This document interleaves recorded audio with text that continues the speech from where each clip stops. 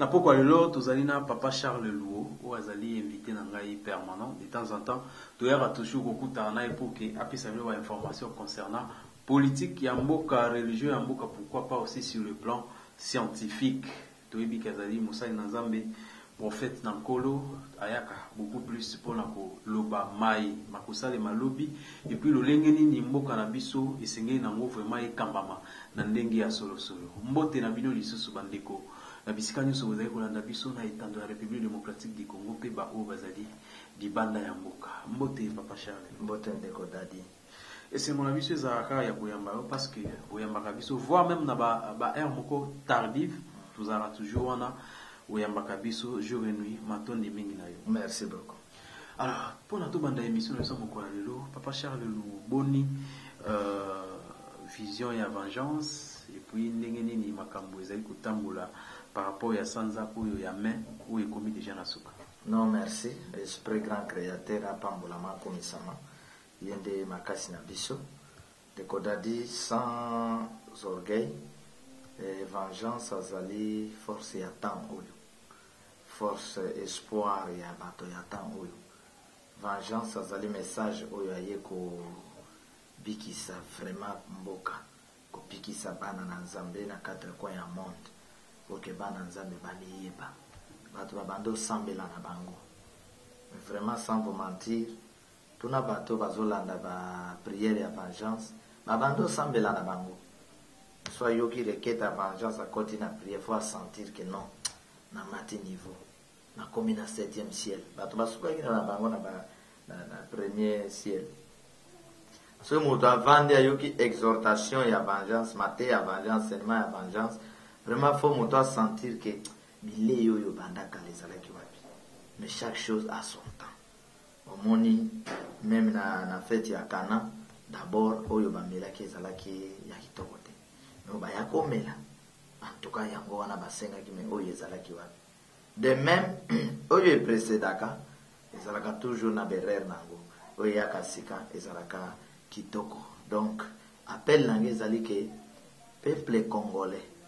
Premièrement, les Africains en deuxième position, les enfants de Dieu dans 4 coins du monde, ceux qui sont élus de Dieu pour vengeance à Zali à Baponami. Soza mo ponamité au koka message ote. Soza mo ponamité en tout cas koka ngo toko comprendre pas ngo toko mona ngo flou milinga. Soza mo ponami calmement. Okokota, okokoma pe okosoutenir. C'est pourquoi na kati ya vengeance appel on azana ko lancer eza ya création ya maison spirituelle. Boko mona so ito créer la maison spirituelle na mboka oyo koyeba na orienter mabota na mabota ba mboka na ba mboka. Boko mona makamine elika na mboka oyo. Mboka oyo eza na maison spirituelle te, maison d'état te, ezate. Donc mutazi bokonzi ayeli bino molili na ye bakisi na ye. Alors il faut na mboka qu'il y ait une maison spirituelle d'État, maison moko nationale ya mboka, purifiée par un grand prophète. Oyo biso tozali okomona makamine ko banda koleka na mboka oyo. Omona ba complication nini, ba leader diabolique ba kozwa au centuple na kati ya mboka oyo. Donc message à vengeance, ça dit toujours la top. Tant que biso ba visionnaire ba oyo nkolo aponi atindi, nous sommes là, nous sommes vivants. Vengeance est toujours au top. Attaque et lombe ajibiso pour nous envoyer quelque part ou pour répondre à quelqu'un. Vengeance à beaucoup fate. Voilà oyo na koyepsa yo par rapport ya message à vengeance. Yes. Merci beaucoup papa Charles Lou. Moi mutuna mon compo na yoka ki dernièrement juste na nzinga ya commune ya Bandal bato bazo sala débat musu bazo baki uzala nigérien moko lobité uza Tanzania musu sobi uza ba traîna ndeko Joseph Kabila na lingi mpe olimulela bato parce que ba air moko bato musu bazo côté mpe de est-ce que réellement ça congolais d'abord uza peut-être ko bomba province na yo est-ce que réellement ça congolais Nikolo kotu na bosali de moko leso sa lobina kokanisa ina nani wana na utiko bosa na yango. Oh oui, alobina kokana de kwa lemo loto. Ndeko Dadi, ce qui est vrai réellement, et Longinange Zouaka Bilongi Belé. Wana, c'est le plan, il y a esprit. Ce n'est pas moi. En tout cas, Wana, Nakuta Naganango Mingi. Omoni, Maman Nanga Suzanne. C'est toi qui est né dans Zela, Batwa Lebi, au moins naïo. Moi, ça m'a Suzanne. Kokanaï, na moi naïo. Maman Nanga Suzanne Azali, Maman Nanga ya Musingombe ya Bakom. Kolo asunga kanga ke na bima mwa bilongi ya bato ebele.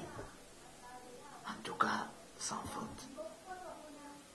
Et les hommes spirituels, bazali batmo mystique, batmo miracle. Donc, to utaka tellement na bazone ebele pe na source moko to tambola trop. Si to ya komonana. Kolobaka na mukeke naza mutu abandundu physiquement fona lobaka bongo po eza bisika oyo tour oyo nde na botami wana. Merci beaucoup. Papa Charles Lolo tozolobela maimatali tufanda nano mpe na sujet ya Lamuka. Que devient Lamuka après Genève? Olandi bango tractation ndenge bandeko kosalema avant les élections. D'abord Lamuka, d'abord statut na bango nandenge ba travailler par rapport au programme na bango. Est-ce que c'était un bon programme d'abord au départ? En tout cas na kolobana départ c'était une bonne chose, ça allait bien, mais sauf que il y a eu des très très bakota inakati. Ça c'est clair. Oyebi soki boza ko bunda bitumba na kati ya mboka. Ba bitumba oyo bobenga ka ba bitumba occupation. Il faut être prudent et ne mis sur comment on a plus que aigle. Parce que celui qu'on appelle adversaire, celui qui vous domine, yépe kuna zana ba stratégie. Par exemple, la stratégie ya bamboka nyonso oyo qui maltraite ba congolais lelo ezani. Ici quand nyonso organisation moko ya ba congolais ezali, il faut batwana ba pistonner mutu na ba. Comme bazana mbongo, il faut bapese mbongo ebele po yazala mokonje sika wana coordonner sika wana akanga catch crise ezala po ye apesaka afin que ba secret nyonso bokoza nango bo livrer. Donc il y a eu des traîtres à l'intérieur. C'est-à-dire que calcul nyonso betamaki na koyeba ke ndenge bandeko ba kambi mboka malamu te bakambi mboka na nko bayebi ke ekozala pasi pe mawa. C'est pourquoi bango moko ba organiser des élections na ndenge na bango na nko na bango na lokoso nyonso. Alors bango moko ba créer nyonso bakoka iko créer wana. Alors et c'est pourquoi même bayenge beni ba juste bato malamu o bazalaki na kati wana bazako souffrir parce que tout ezalaki ba plan préparé na bandeko oyo baboyi mboka oyo ebonga nde ba traître bazalaki bien avant na kati ya otokobenga muziki ya Lamuka. C'est pourquoi moni muziki ya Lamuka eboti otozali kobenga muziki ya cash parce qu'il y avait des traîtres, parce qu'il y avait des hommes qui font la politique des animaux. Ils en abattent la politique ya banyama. Vous comprenez? Mais vous trouverez na kati ya banyama, ils ont la politique ya bato. Ils ont banyama basala la politique ya bato, mais bato bazo sa la politique ya banyama. Donc soki Lamuka ezalaki na bato oyo bazani esprit na ngai na kotanga bakomo na bangote quelque chose ya malunge lingai kosala. Il y a eu beaucoup de traîtres na kati oyo bozoloba na miso ya population na moi makambo mosusu oboloba na buto mosusu. Mais mbondo oyo bamelaki le 29 septembre elongwe te mbondo wana eke kofanda bango na kibekele Kibekele eza nini? Okotuna bakongo bandondu bakoyebisa yo. Na bamama babota. Mwana nyonso abotama, la plupart babelaka maladi wana kibekele. Ata yo belaki yango ezalaka mobeke. Ye mobeke. Oyoka te ezobala mobeke kibekele. Mbondo wana bamelaki l'eau les oies qui acte. Population acte. Nous les hommes de Dieu acte. Mbondo wana bamelaki et comme une ndobo ezana kibekele. Bazanango. Ba o bazako sakana na mboka oyo. Bazana mbondo wana. Bazana ndobo wana. Ndenge ba ke tambo. Ba mata avion bazanango. Ba kota mutuka bazanango. Ba kene matanga bazanango. Ba baluka bazanango. Ba kene na ba ferme bazanango. Mbondo wana. Soki solution ezwami te bisoto sana yo mutuna nangezali est-ce que ba leader na bino ba koma na 2021 voilà tomoni tango opposition mobimba basaki première sortie na bango d'abord na triomphal to ebindenge nini ambiance ezalaki oyo aleki alobi ba o bazaki pe libanda mboka ba lobby ils quand même eloko moko kitoko oyo ba peuple au congolais penda loba ki non cette fois-ci ou jamais plan mais tu eko koma un plan voilà toka ki actuel président de la République Félix Tshisekedi à l'époque à lobby le 29 septembre on a lobby de zabo tomeli mbondo to finga président moko te ya regroupement soit ya parti politique moko to komi mutu be moko même ceux qui ba poninga te ba poninde ko mususu bataille DPS bakondima po na koyebisa bango ke non toponi mutu soki mpe baponi mutu mosusu biso nyonso mpe soki mpe baponi ngai bango mpe basoutenir me bakomi na Genève baponi Martin Fayulu comme candidat commun ya opposition réunion esili batieli Félix Tshisekedi micro alobi ke non les choix ça s'appelle Martin Fayulu après aye ko changer makanisi papa Charles c'était quoi izaka politique et inconstance ya peuple congolais, il y a homme politique congolais ou quoi? C'est par là que mesure ka leader. Baye baka leader na elobeli. Et baye baka leader na mise en pratique ya makambo azoloba. C'est-à-dire papa Charles ne peut pas vous prêcher que vous bangez le côté Dieu est au-dessus de tout. Alors il y a mon papa Charles devant un problème à bangi. Alors là tu prêches qui? Baka leader ici quand même. Alors, ce qui leader à l'objet Makamoso, il est disqualifié. D'office disqualifié. Mais il qu'il y a beaucoup de hommes politiques net, il y a président a réussi par retirer la signature. État libato a réussi. Réussi na ba Poutine na banani bazana vina bango biso petwa na vina biso. Nyonso bazalaka ba insecte e ba abeille bazana vina bango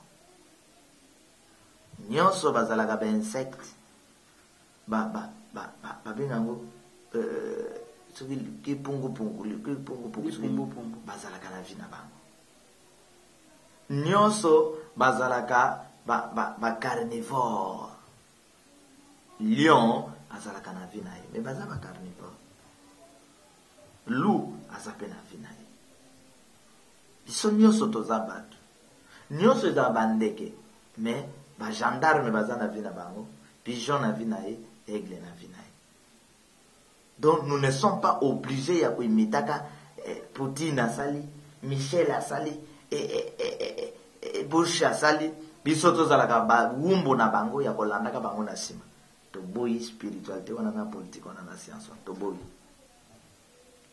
toye kozwa peuple congolais tokomise moto liboso pe kosalema bongo. Donc nous n'avons pas de leader sérieux. Kamere Nandeko Félix devrait dire pardon devant le peuple congolais. C'était les jours. C'était les jours. Landangandeko. Landangai.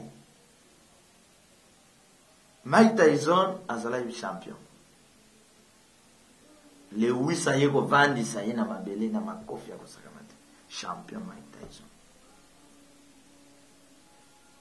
Brésil azwa 7 équipe ya Brésil, oyebi Brésil, oyo azwa coupe, combien de fois successif? Azwa 7 Sonia modèle 1 contre Allemagne. Nane bando s'attendre na. Lelo Brésil a perdu quand même peu parce qu'il avait des fanatiques dans le monde entier, mais Lelo en tout cas Akita. Sans vous mentir. Parce que Brésil les a beta coupe hier à la finale. Et finale la zo kene wana bozaka na espoir la zo gagner. 7 papa bien et ça il m'a dit tout wo. Alors important c'est ça que tu gagner élection. Important c'est ali relation na mokili ya molimo. Akab était roi. Mais Akab avait des gaffes. Oyo ayeba ina ko commettre. Bazo senga ye banda na repentance. Bongi sana. Akab a dit je suis champion, je ne peux pas écouter ma prophète. Mon frère asila nguya na champ de bataille. Bitumbo ye moko alukaki. Un homme conscient, un homme qui craint Dieu, oyo alobi biloba loba na miso abatu. Et simité, il faut que tu reviennes pour dire pardonnez-moi. C'est ça, molimo komikiti. Pendant des élections, le prophète va l'équiawa. Oh, ceux qui s'adhèrent à l'équité, tu repasses sur la Bible. Ces prophètes-là devraient revenir dire dans le peuple congolais, au copé, ça ne se bat de confiance. Et si vous ne faites pas ça, vous n'avez plus droit à moins banzinzi balandabino et les sorciers parce que vous êtes bande de sorciers. Donc, un bon enfant de Dieu, ce qui a sali mbeba, kobange lokote, bako saloni. Zonga loba, bolimbi sangay. Les leaders, les politiciens, de Konangay, bazolo balokuta na moi. Bon, oyo na moi bat ba obanga te balobela bino lokuta. Bon, yebsanga na butu ko zala ndenge. Chegaya kati moto sans crainte. Bakosala ngai lokote ezala na veni ezala na police. Bon, yebsanga na butu ko zala ndenge ni. Soki kindoke komi en plein air. Tala mokili lelo ndenge komi. Si kala boyebaki ata ba église oyo ba maigari oyo, seza ya kobomba. Kubando yo kambo. Zé église ko bomba. Ba franc-maçonnerie oyo. Rose Croix. Lelo yango pour ce qu'on a bouté aux Arandais. Kalambindo bato bazo mutu azobanga. Mutu alata bilamba mabe na miso ya bato azobanga. Kinduma en plein air mutu azobanga. Mais lelo jeune fille aye azana bilamba te azokota avant di pe makolonio sa panzi. Na miso ya papa ni na mama na ye. Ce qu'on a bouté azala gandengeni. Donc, oyo kindoki ya moi. C'est pourquoi ndoki akoki kosenga yo azwa courage ya kosenga yo pardon en plein air. Ye makamazo mo azoloba wana moni yango kitoko. Amoni yango kitoko. Mais il y a des gens qui ont influencé Bandeko Félix. Ça n'a pas influencé maman.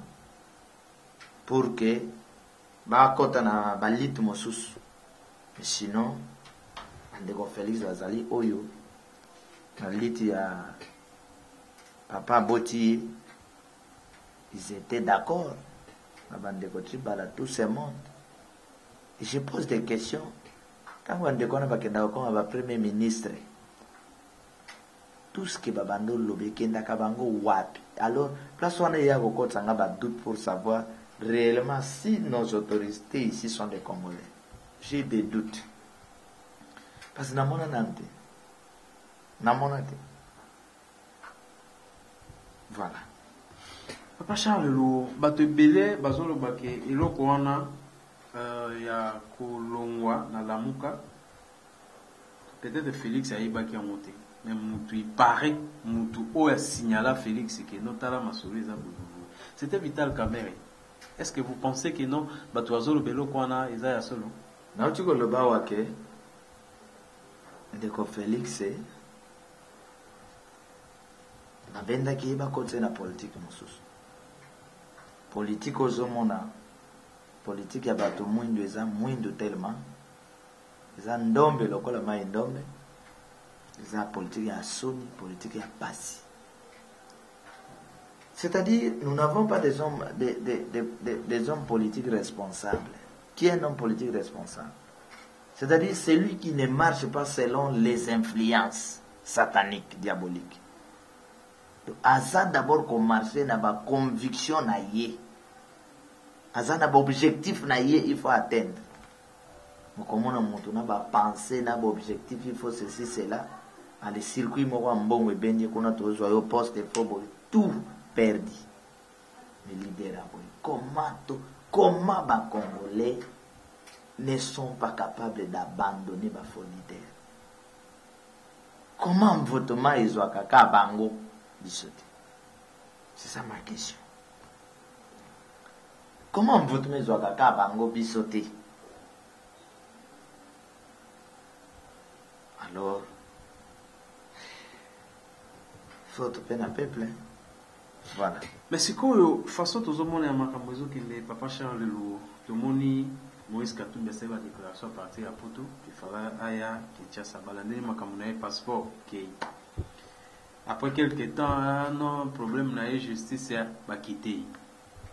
Et puis Moïse aye azui vient commis awa toujours sentir ba louange zo qui ndeming côté à Félix Tshisekedi. Est-ce que ce n'est pas que Moïse Katumbi alingi d'abord de azongate mais Moïse Katumbi ala ki sa solo que non azana yena président Félix Tshisekedi a abandonné lit au basalina Martin Fayulu mutu nyonso oyo azalina ndeko Joseph Kabila azalina Félix mutu akosa yote que je soutiens Félix et j'ai Joseph Kabila ba menteur ba menteur balobaka kokufa okufi siko obanga kopola donc bana mike baza lisusu te bango moko na mabe na bango na lokuta ba appliquer na politique ba fongoli bato miso et encore l'amour de Dieu qui nous suscite des bons hommes miso bato fongwana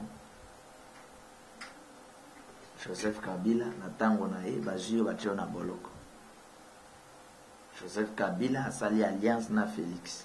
Zubo konja pesi Félix ya kopesa simba zwa ma. Après au bimi na boloko lobi moi je soutiens Félix et non Joseph Kabila. Ah, mais na syllogisme au ko échapper ndenge. Yoka syllogisme. Tous les joueurs de Don Bosco sont des footeurs. Donc Dadi est un joueur de Don Bosco. Donc, Dadi est un footeur. Vous comprenez? C'est-à-dire, tous ceux qui soutiennent Félix Tshisekedi sont des kabylistes. Or, Franck Diongo soutient Félix Tshisekedi, donc Franck Diongo est kabyliste. Moïse, tous ceux qui soutiennent Félix Tshisekedi sont des kabylistes. Or, Moïse Katumbi soutient Félix Tshisekedi, donc Moïse Katumbi est kabyliste. Maintenant, le problème, ces gens, balia ke sika moko bakabola mbongo esika moko, mais balingi ko lakisa bato na mokili ke bayoka na kate. Nani apekisi biango bayoka na te? Est-ce que nous avons besoin de politique à haine? Il vient tromper les gens comme si bayoka na kate bazana haine, na butu bazo kutana na mibembo bazo ke kutana, mbongo bazo kabola. Balakisa kaba militant na bango elongi loko bayoka na kate, o butu bazo yokana. En même temps ba militant msuki bazo kufa. Tu es sûr que Félix akoya kozwa bokonzi. Gagner ndenge balobi gagner bokonzi. Sans qu'elle la tête à tête na Joseph Kabila. Basolo. Pacha, c'est là où on a gagné l'élection. C'est Ndeko Martin. Ça c'est clair. Sans magie. Vous asseyez au samba PV. PV ani. Ndeko Félix na Ndeko Chibala bazali na ba PV na 2011. pour déclarer que Joseph Kabila a volé victoire, il était disait. Bazane pas PV. Balobaïka catholique a des témoins. Félix, c'est pas le bagarre. Oui. Vous comprenez? C'est-à-dire que, au monde qu'on y a makambo ezalaka te na bomoto. C'était ça na makambo y ba kango le wezo ya na libota na bino. Yo y ba mona bandoto. Ezalaka te. Élysée na Syrie kuna bazo préparer Bakou contre Samarie. Élysée azomona makambo nyonso. Azala kuna na bango. C'est ça l'œuvre spirituelle. C'est un seul. Mais comme c'est une cour constitutionnelle, azala qui manipulé, azana chef naï na mokolo naï, il faut pas satisfaire moto, il a nommé bango. On a pesi bango par million. C'est ça. Il a fallu que Martin Fayoulou a se soumettre aussi devant Joseph Kabila, andima, bindima, pour Bapessaï. Sa résistance, il écoute pour Bapessaï était. Et il était aussi têtu parce qu'ils ont mérité. Alors, l'Afrique, sens unique, sens contraire. Bon, les Nintokoki, que jouer beaucoup de moto.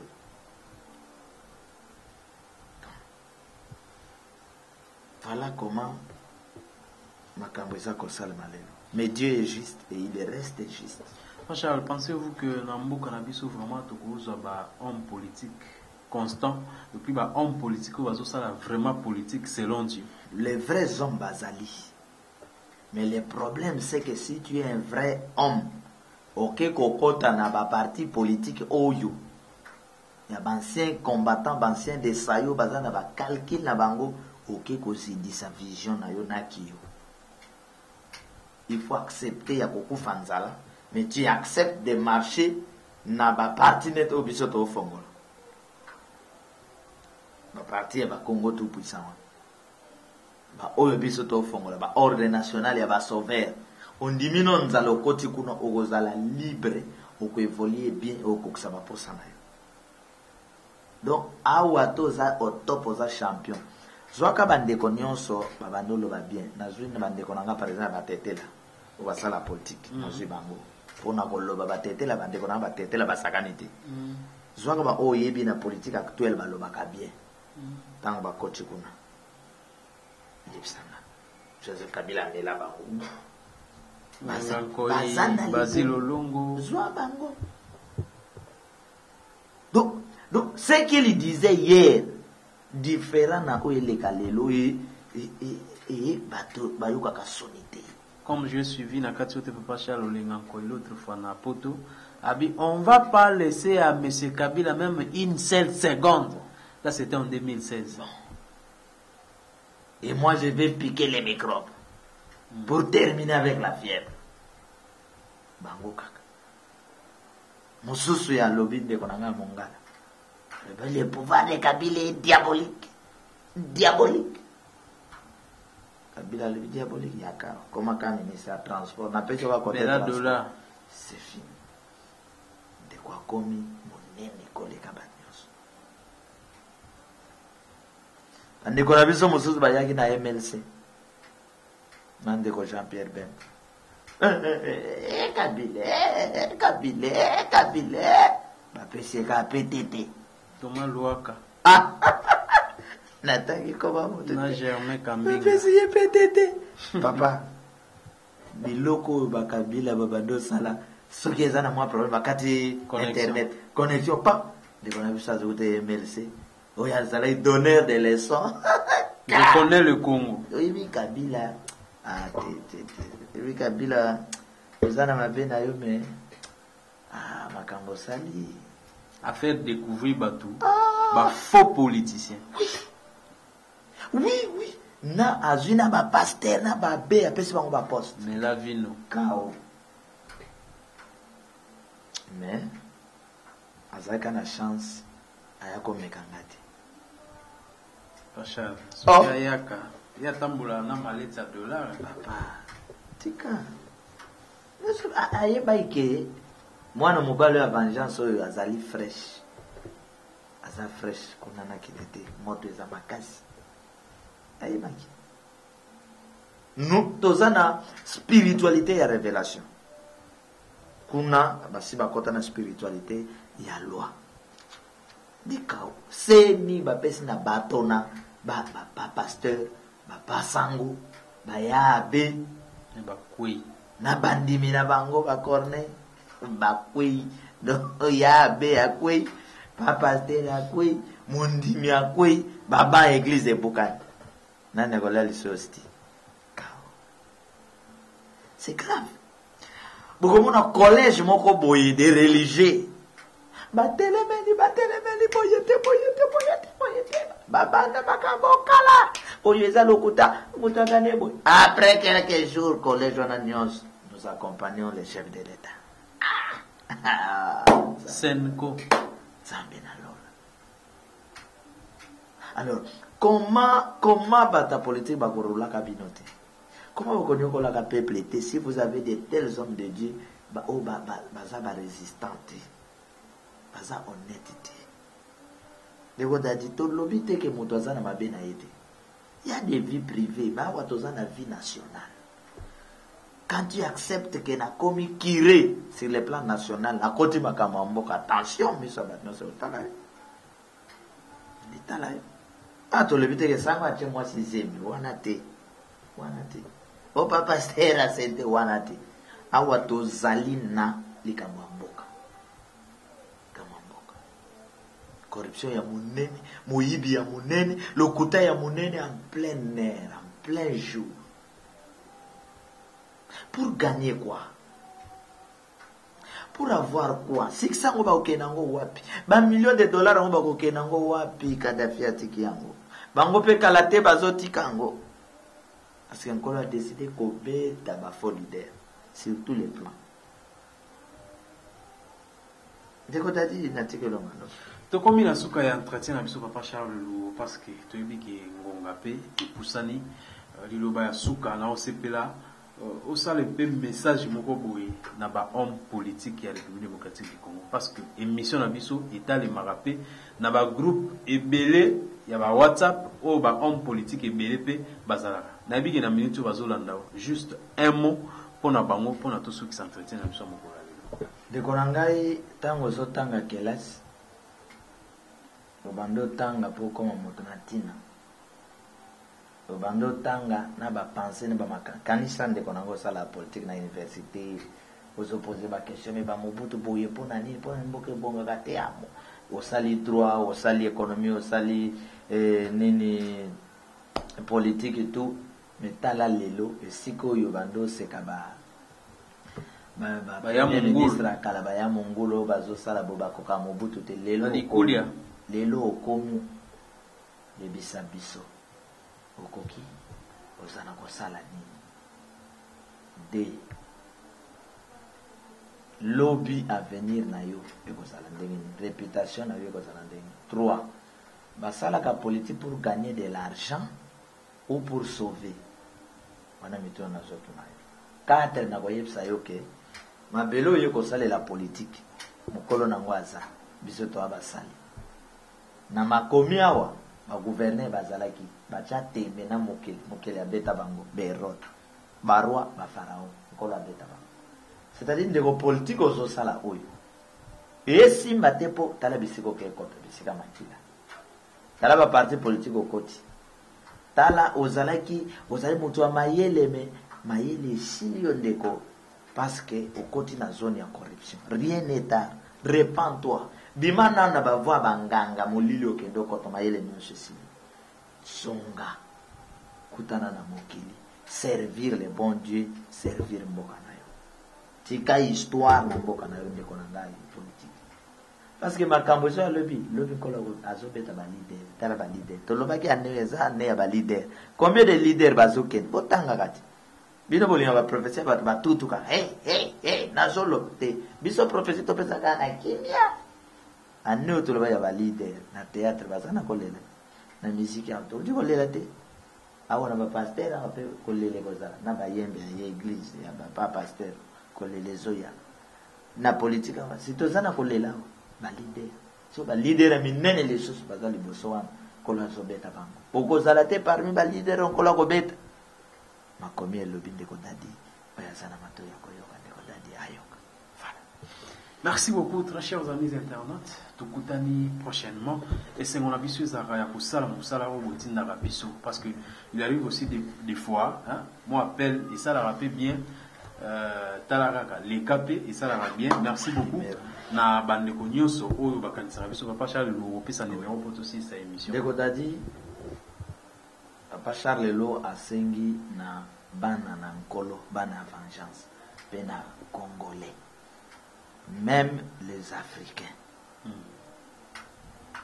Recommandation ezali, nous devons construire une maison spirituelle. La maison spirituelle ya vengeance, maison ya orientation, ya nouvelle discipline. Bon, mais ça n'a aucun okota bakisi na Italie, na Belgique, na France. Omona mokonjoza wa président aux en Afrique, iyo wana baso bilamani balata kabino na ba maison ba franc-maçon kuna na France bokoma ba esclave. Kolo les grands dieux, les grands créateurs fongolé benonda comme olimo ba benango vengeance pour diriger, pour régner sans verser le sang.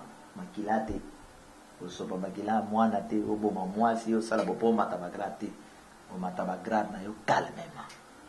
Alors cette maison spirituelle ce qui tozala ina politique assise l'état moto alinga construire na mbongo ya l'état to yebiseka ndako na kotonga boy pesa mabele na place boy pampa atongi ndako na molimo po makambo eza na kati kuna eza makambo ya politique makambo ya science na makambo ya spiritualité. Alors comme tozana l'état moko azana na distraction azana koloka mbongo autorité de l'état batana ba poche batonga ba immeuble basa la succès.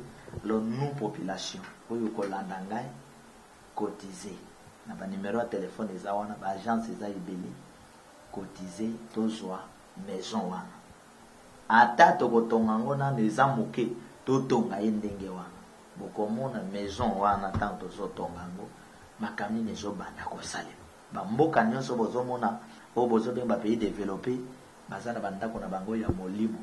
Donc maison nationale na bango ya molimo na waboza na ngote produire recommandation ya makambo wana na kata message ya vengeance na ordre spirituel ya vengeance totonga maison wana to purifier yango okotala mikoleza ko ya makamine ko salema na ba Belgique ekolenga na bandako mosusu ekolenga parce que makambo tolingi to salawa na Afrique ezati soki to sali yango na Congo tokena ngo Brazza tokena ngo Cameroun partout ti tokoma na auto zobenga état tout puissant du Congo état tout puissant Cameroun état tout puissant de kokomona makambo ndenge ko baloka na pété na lutte spirituelle politique et scientifique. Numéro ezali 00243 89 83 77 536 tozape ko boko la borfelin bokanisa la bana wana elombe na vengeance apambola bino. Merci beaucoup na bandiko balandi bino nyonso bolandi biso tokutani prochainement toujours avec Papa Charles. Portez-vous bien. Merci.